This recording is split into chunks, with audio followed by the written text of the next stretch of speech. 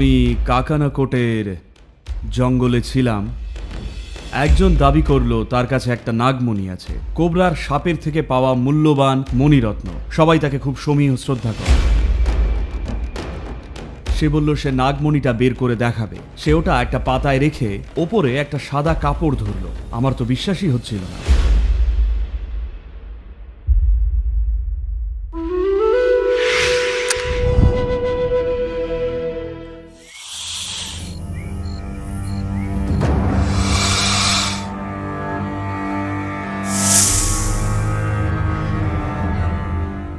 এই পৃথিবীর প্রায় প্রতিটি সংস্কৃতিতেই সাপ বা পবিত্র সর্পকে সব সময় জ্ঞানের উৎস হিসেবে, নিজের অনেক দিকের চাবিকাঠি হিসেবে আরাধনা করে আসা হয়েছে।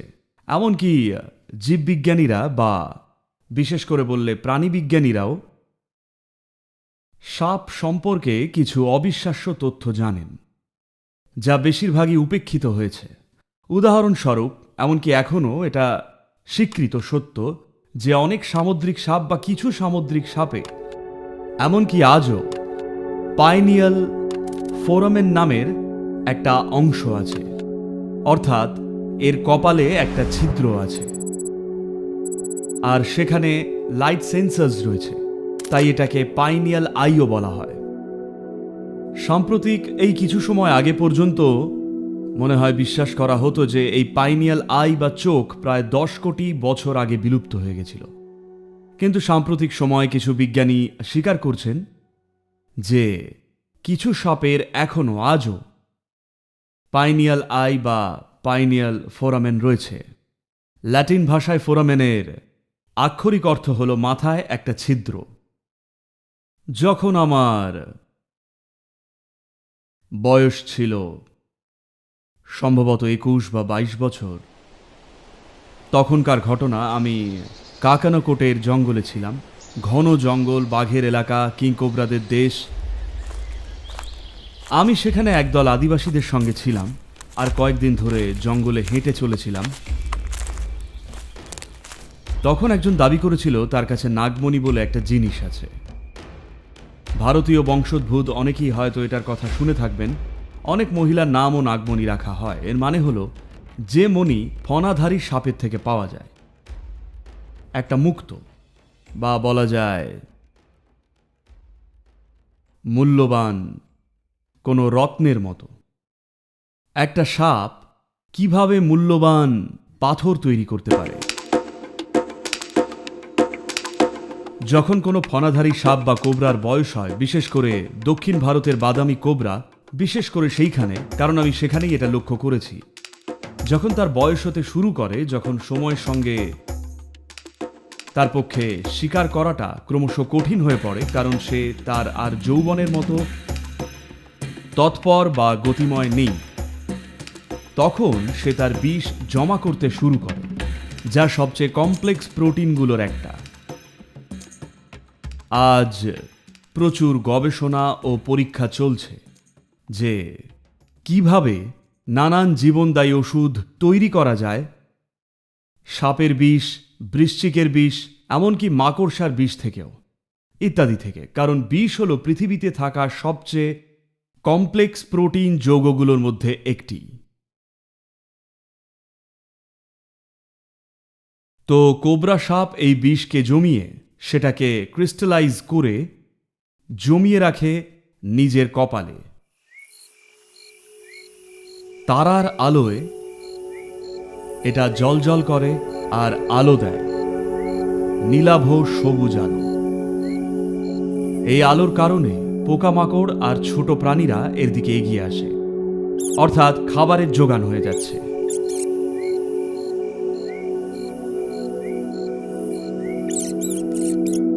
সাধারণত একটা সাপ 12 থেকে 14 দিনে একবার খায়, কিন্তু যখন বয়স বাড়ে তখন সে 16 থেকে 24 দিন অন্তর খাওয়া শুরু করে। আরও পরে 32 দিন পর্যন্ত সে না খেয়ে থাকে। তো রাতে সে এক জায়গায় বসে শুধু আলো দেয়, আর পোকামাকড়, বড় পোকা আর ইঁদুর জাতীয় ছোট প্রাণীরা এই আলোর দিকে এগিয়ে আসে, আর তখন সে নিজের খাবার পেয়ে যায়। এটা প্রায় সকলেরই জানা একটা বিষয়, ভারতের লোককথায় খুবই প্রচলিত। তো এই নাগমণি খুবই আকাঙ্ক্ষিত একটা জিনিস, যা মানুষ সাপের কাছ থেকে পেতে চায়। আজ দুর্ভাগ্যজনকভাবে বাণিজ্যিক স্বার্থে মানুষ সাপ ধরে সাপের কপাল থেকে এটা বের করার চেষ্টা করছে। কিন্তু যদি সাপের মাথা থেকে টেনে এটা বের করেন, তাহলে পাবেন একটা কাঁচা পাথর। পাথর বললে হয়তো ঠিক হবে না, কারণ আসলে এটা ক্রিস্টাল, আর কাঁচা হলে সেটা কোনো কাজের না। আর সবচেয়ে বড় কথা, ওটা সাপের সম্পত্তি, আপনার নয়। কিন্তু একটা সময় পর সাপ নিজেই ওটা ফেলে দেয়। তাই যদি আপনি সাপের বাসা আছে এমন জায়গা খোঁজেন, তাহলে একটা পেলেও পেতে পারেন। তো যখন আমি এই আদিবাসীদের সঙ্গে ছিলাম, সেখানে একজনকে সবাই খুব সমীহ শ্রদ্ধা করত। সে একজন যুবক ছিল, হয়তো 30 বছরের একটু বেশি বয়স, আর সেই ছেলেটিকে সবাই খুব শ্রদ্ধার চোখে দেখত। আমি জিজ্ঞেস করেছিলাম, এই লোকটার বিশেষত্বটা কি? তারা বললেন, ওর একটা নাগমণি আছে। আমি এরকম অনেক শুনেছি। সেই সময় আমি একজন চরম যুক্তিবাদী ছিলাম। নিজের চোখে না দেখলে বিশ্বাস করতামই না। আমি বললাম, যত সব বুঝলু কি, আমাকে দেখাও দেখি। তো উনি আমাকে দিনের বেলায় দেখালেন। একটা ছোট্ট নুড়ির মতো দেখতে ছিল, প্রায় অস্বচ্ছ কালো রঙের, নীলাভ কালো রঙের। আমি বললাম, এ আর কি এমন? সে বলল, না, আপনি রাতে আসুন, আমি আপনাকে দেখাবো। আমরা আসলে জঙ্গলেই ক্যাম্প করেছিলাম, কারণ সেখানে জায়গাটা ছিল হাতির এলাকা, আর মোষও ছিল। অবশ্যই বাঘ তো আছেই, কিন্তু বাঘেরাও শুধু 15 দিনে একবারই খায়, তাই একরকম রক্ষে। কিন্তু হাতিরা মানুষকে 15 দিনে একবারই পিষে যাওয়ার কোনো নিয়ম নেই। তাই আমরা ওখানে আগুন জ্বালিয়েছিলাম।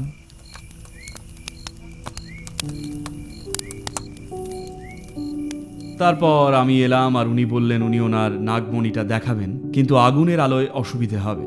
তাই আমরা জঙ্গলের আরো অন্ধকার অংশে চলে গেলাম। তারা বা নক্ষত্রের প্রায় কোনো আলোই ছিল না, খুবই সামান্য। তো তারপর উনি মণিটা একটা পাতার উপরে রেখে তার উপরে সাদা কাপড়, পাতলা সাদা কাপড় ধরলেন। আমার বিশ্বাসই হচ্ছিল না, ওটা জ্বলজ্বল করছিল, ঠিক ময়ূরের পালকের মাঝখানটা যেমন হয় ঠিক তেমন ভাবে। সেই নীল, সবুজাভ নীল রং, উজ্জ্বল আর পরিষ্কার।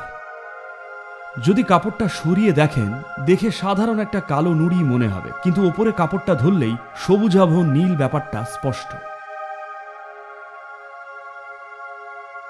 উনি বললেন, উনি কোনো এক সাপের বাসা থেকে এটা খুঁজে পেয়েছেন, আর উনি এটা কাউকে দিতে চান না, কারণ এটার শক্তিতে উনি ভারতের রাজা হবেন। কারণ এটাই বিশ্বাস করে আসা হয়েছে, যদি আপনি নাগমণি পান, আপনি রাজা হবেন, আপনি সমৃদ্ধ হবেন, আপনি শক্তিশালী হবেন, সব কিছু হয়ে যাবেন। আমি জানি না তারপর থেকে তার কি হয়েছে, কিন্তু একটা জিনিস হলো, লোকেরা বলে এটা যদি নিজের শরীরে রাখেন, কোনো সাপ আপনাকে কখনো কামড়াবে না। এটা সম্ভব হতে পারে, কারণ আমি লোকেদের এর প্রদর্শন করতে দেখেছি। আর আর আমায় সাপ অনেক ছোটবেলায় আমাকে কামড়েছিল, কিন্তু তারপর থেকে আর কখনো কামড়ায়নি। যদিও তারা অনেক সুযোগই পেয়েছিল, তবুও কামড়ায়নি। হয়তো আমারও মণি দেখতে পাচ্ছেন। আরেকটা জিনিস হলো, যেহেতু এদের জানেন তো, বুঝলেন, প্রাগৈতিহাসিক কালে এটা কাজ করত একটা আলোর সংবেদী ফোরামেন হিসেবে, বা যাকে বলে পাইনিয়াল আই বা চোখ। এটা এখন আর তত উন্নত নেই, কিন্তু তবু এর মধ্যে ফটোসেন্সিটিভ কোষ এখনও রয়েছে। কিন্তু যখন সে ক্রিস্টালটা তৈরি করে, ক্রিস্টালটা দিয়ে আলো প্রতিসরণ হওয়ায় সে এমন জিনিস দেখতে পারে যা ভৌত প্রকৃতির নয়। এই কারণেই তারা যে কোনো মানুষের শক্তিকেও দেখতে পারে। আর যখন তারা কারোর শক্তি বা এনার্জি খুব প্রবলভাবে উজ্জ্বল বা বলা যায় প্রাণবন্ত দেখে, তখন তারা স্বাভাবিকভাবে সেই দিকেই আকৃষ্ট হয়। যেহেতু তারা ভৌত জিনিসের চেয়েও বেশি কিছু দেখতে পাচ্ছে। কোবরাই একমাত্র প্রাণী যে কিনা আকাশ বা আকাশ তত্ত্বকে দিনের বেলাতেও দেখতে পায়। আপনি যত উন্নত যোগীই হন, দিনের বেলায় দেখা খুবই কঠিন, খুবই বিরল। যখন কিছু পরিবর্তন ঘটছে, যেমন অয়নান্ত আর বিষুবের সময় হয়তো দেখতে পারেন, কিন্তু সাধারণ দিনে দেখাটা খুবই কঠিন। শুধুমাত্র কোনো আলো না থাকলে তবেই দেখতে পারেন। কিন্তু কোবরাই সেই একমাত্র প্রাণী যে দিনের বেলাতেও দেখতে পায়। তাই যেখানেই মানুষ মিস্টিসিজম বা ইন্দ্রিয়াতীত অজানাকে খুঁজেছে, যেখানেই মানুষের জীবনের গভীরতার অভিজ্ঞতা হয়েছে, সেখানেই এই সাপের প্রতিকৃতি সবসময় পাওয়া যাবে। আর মানব শরীরেও রেপটিলিয়ান ব্রেন বা সরীসৃপ মস্তিষ্ক বলে একটা জিনিস আছে, ঠিক এটাই আমাদের জন্য প্রাসঙ্গিক। এই সরীসৃপ মস্তিষ্কই আমাদের ভাইটাল ফাংশনস, যেমন হৃদস্পন্দন, শ্বাস প্রশ্বাস, তাপমাত্রা আর দেহতন্ত্রে ব্যালেন্স নিয়ন্ত্রণ করে। আপনার শরীর খুব অনায়াসে চলে if you are যদি আপনি শুধু আপনার সরীসৃপ মস্তিষ্কেরই নাগাল পান, কিন্তু একই সঙ্গে in a way শরীরটা অনমনীয় আর প্রবৃত্তি তাড়িত হয়ে ওঠে। একরকমভাবে যারা সচেতন হয়ে উঠতে চাইছেন, যারা চাইছেন চেতনার শীর্ষে পৌঁছতে, তাদের জন্যে শরীরের নিয়মগুলো থেকে মুক্ত হওয়া, শরীরের বাধ্যবাধকতা থেকে মুক্ত হওয়াই সবচেয়ে গুরুত্বপূর্ণ জিনিসগুলোর একটি। তাই এই যে প্রক্রিয়া, যেটাকে সারা বিশ্বে নাগ বা সাপের আরাধনা বলা হচ্ছে, তা শুধুই এই যে মানুষ চাইছে শরীরের প্রবৃত্তি ও বাধ্যবাধকতাগুলোকে অতিক্রম করতে, যা ছোট কাজ নয়, কারণ এগুলো আমাদের অস্তিত্বেরই ভিত্তি, এগুলো আমাদের সৃষ্টিরই ভিত্তি।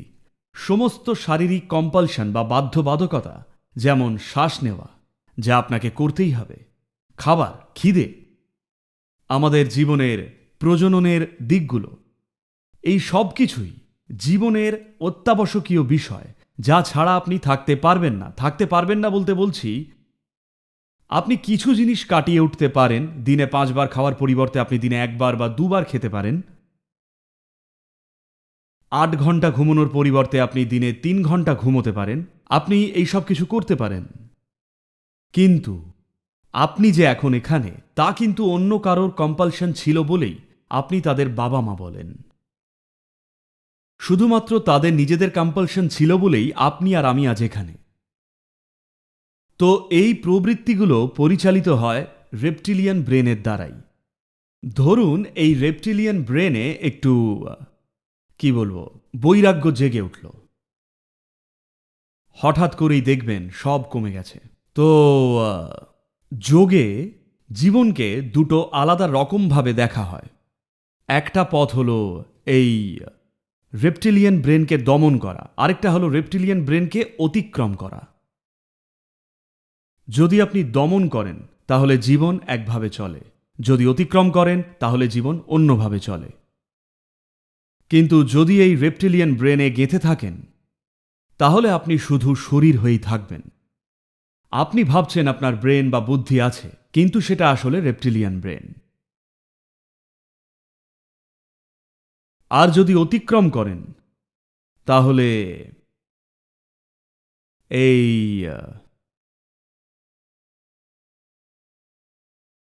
পাইনিয়াল ফোরামেন আপনার মধ্যেও কাজ করতে শুরু করে। আমি বলতে চাইছি, যদি প্রতিদিন নিজের বিষকে ব্যবহার না করেন, তাহলে সেগুলো সব জমে ক্রিস্টালে পরিণত হবে আর আপনি উজ্জ্বল হয়ে জ্বলবেন। কিন্তু আপনারা সম্ভবত রোজই সেগুলো উগড়ে বেড়াচ্ছেন।